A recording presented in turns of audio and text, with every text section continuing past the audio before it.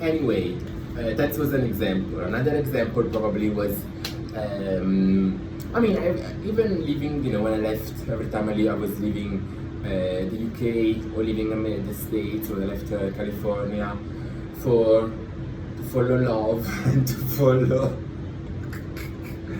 my passions and things like that.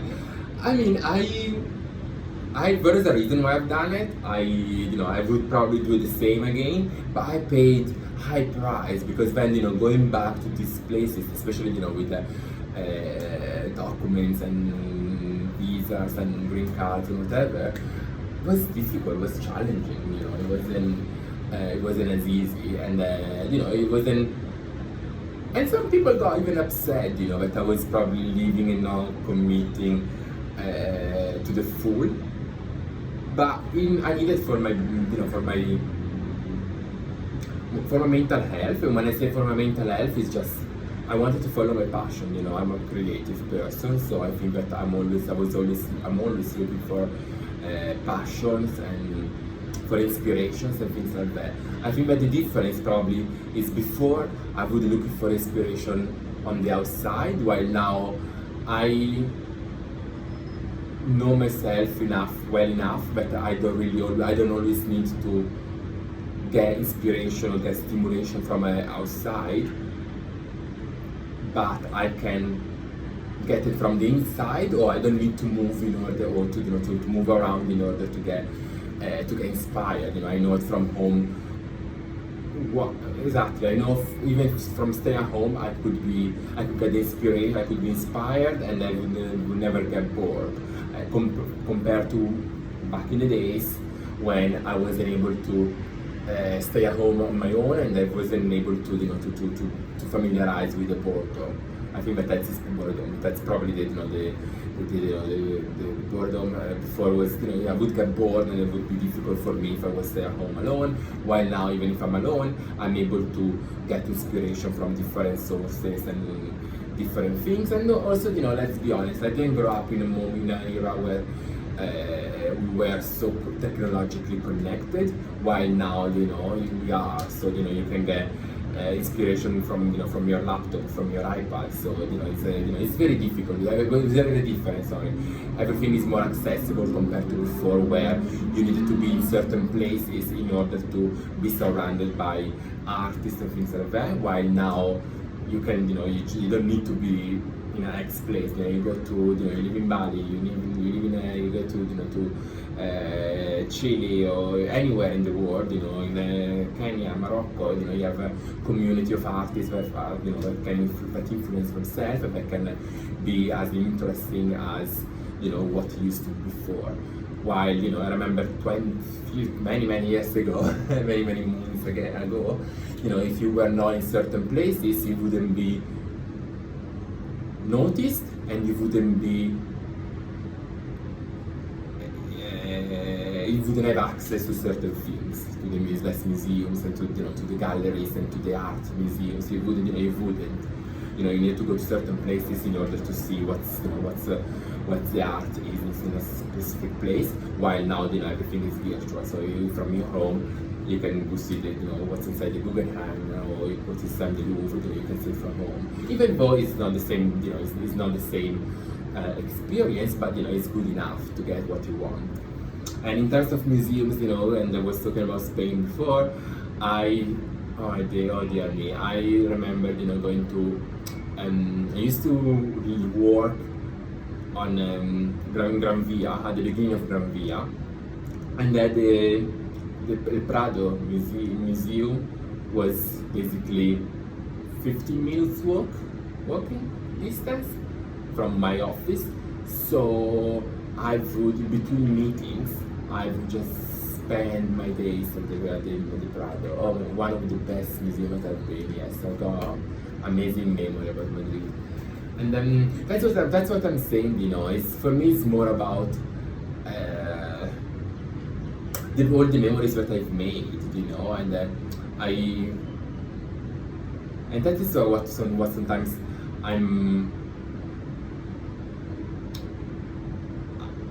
I found myself at the moment, in a moment where I'm really thinking a lot about my past, my future, my present. Okay, I'm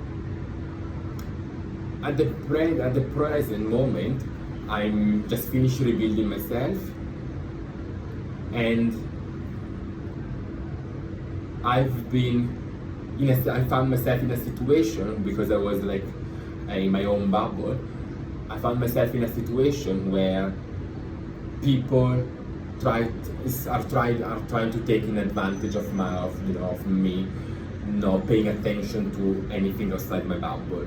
Okay, so for example, the other day, and then one of the worst day of the week, I was trying to make some tradings, and I got people trying to take advantage of me, and then seeing me in a moment of difficulty, or in a moment of challenge, they try to take advantage. When I see that I'm in a place where there are a lot of big gangs, or no gangs, but big communities that that support each other, and then I still don't have all that connection here. So I see that that doesn't play in my favor, and also I see that I don't it's a challenging, I don't want to go into details, but it's a challenging situation. And sometimes I really got bad days where I think, oh, I don't know what's gonna happen. But at the same moment, when I think about what I've done, what I've achieved, and all the memories that I have, I'm like, gosh, I probably would be mad at me as well. If I wasn't me, I would be mad at me, or somebody that had the same experiences, the same coolness, and the same experiences, and the same life education as well that I had, because I had a lot of I lived so many lives that I've learned so much from different places, different people, and people different from them. I can say that I've learned when I was living with the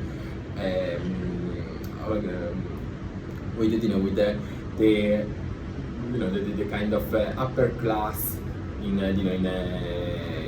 Paris, as much as when I was living rough with the addicted in Jersey, so in the Bronx, I have the same, and people, sometimes don't see that, and that is, and that's what's funny, because people sometimes don't see my, best side of me. So, for example, I'll give you this life example that has happened recently. Has happened. So there was flooding some time ago. I was staying in a hotel. I just really needed to leave this hotel because sometimes when you stay for too long in a place, you need to make sure that you motivate yourself to go out there and still hustling around. So I decided that that was the day that I would leave. I made my mind up. I packed everything, and the flooding started. So there was water, 1 meter of water on the street. Everything was, you couldn't really go outside, or you could go outside, but you need to be careful. There are no taxis, no buses, no cycling, nothing.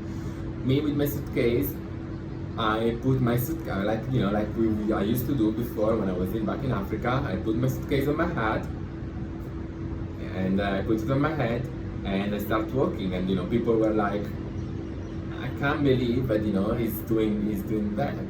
And not because there's something wrong about doing that, but it's just because people when they look at me, they don't see my side of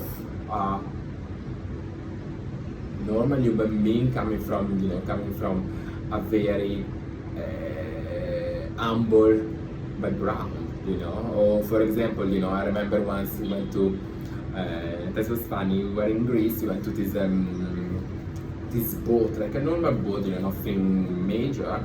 And this person was like a fishing boat. And then this person was like, oh, I think how many boats you've been. As be much bigger than this one. And I'm like, yes, I've been on big boats, But that doesn't mean that I haven't been on small boats, and that doesn't mean that I've also, sometimes I had to swim, because I didn't have no boat, or I didn't even know what a boat was, I'm really a people person, I'm a person of the, I'm an humble person, yes, and I'm an humble person, and that's, that's what defines me. That's what, sometimes I struggle to pass across. But maybe there are different version of ourselves for each person that we meet in our lives. So I think that sometimes when I receive a feedback, I think that is a generic feedback, but actually I just need to take for what it is. I feedback of one person, or from 2 people, from 4 people, or from a bunch of people, not from everyone, everywhere, everyone. Because then at the same time, I feel that sometimes people see me so humble, but they don't understand that actually I know what a luxury life is, especially now that I've been traveling, just with my backpack and then very beach chilled. First, maybe today is the first time that you see me with a shirt. Usually I'm even more like a t-shirt and loose trousers, and that's it. Not so much, no brands and things like that. And then people sometimes look at me and think, oh, look at this person, look at this guy. He doesn't know anything about the finest thing in life, and I'm like, no, that is what that is the kind of mood that I'm in today. But believe me, I've been around, I've been around a lot of beautiful things. Actually, I love beautiful. I love beauty. I love to see whatever it is. Like a place where you live, the food that you eat, or the seaside that you look at.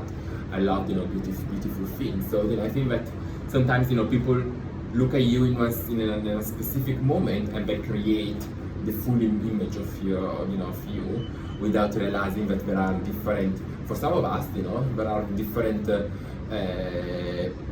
pieces to the puzzle. We are very very complex, but also but very diverse within the kind of complexity. And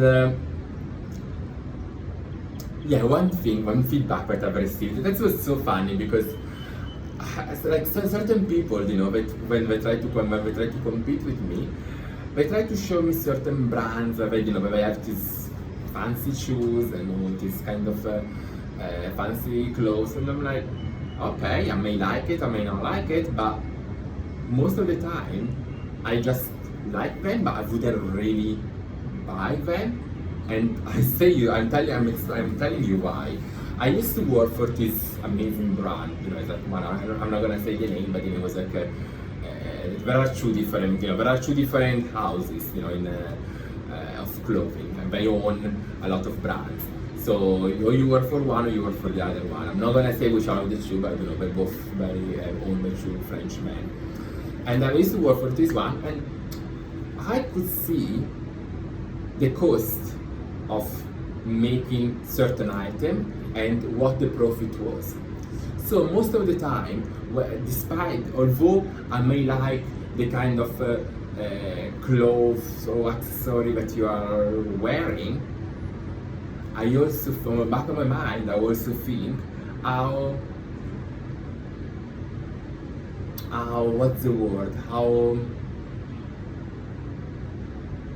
I wouldn't really spend so much money on an item that actually cost very, very, very little. And believe me, there are some profits in certain luxury items, especially sneakers and leather. But you can, you don't even want to know it. You know it if you work in the in the industry. If you don't, sometimes you just don't realize it. And I'm thinking like, yes, they're beautiful, they're amazing. You paid it X amount of money. It cost X amount, and the cost was actually a fraction of it.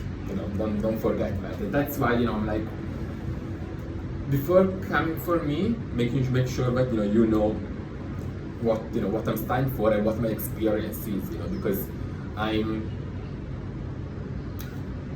That is another beautiful quote that I read. People that only have a talent do not understand people that are multi-talented or are multi-skilled or are interested in multiple industries.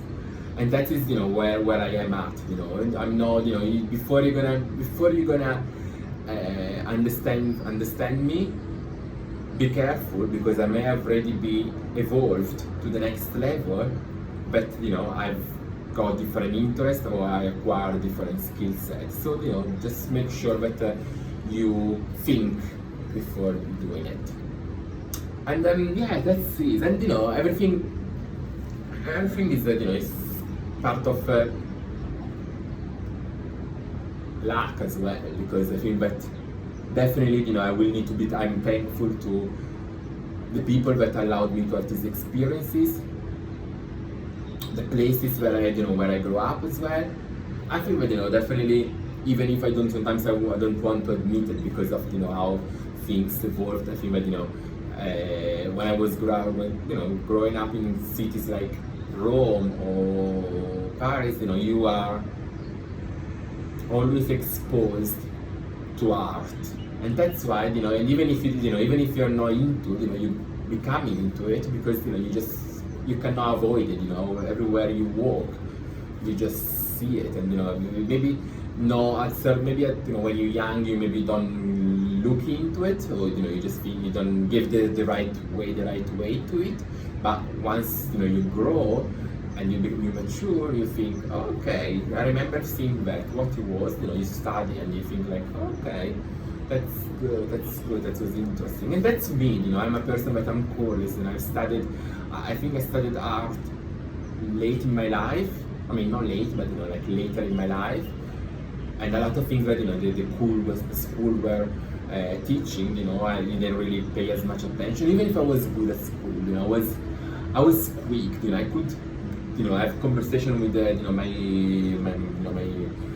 fellow classmates, and at the same time, still with the other ear, listen to what the teacher was saying. So I was very fast, I was very clever, but I never spent so much energy into memorizing things, and that's because that was the problem with the schools that I attended. A lot of time was a lot of memorizing and not a lot of thinking. So I didn't like the memorizing side.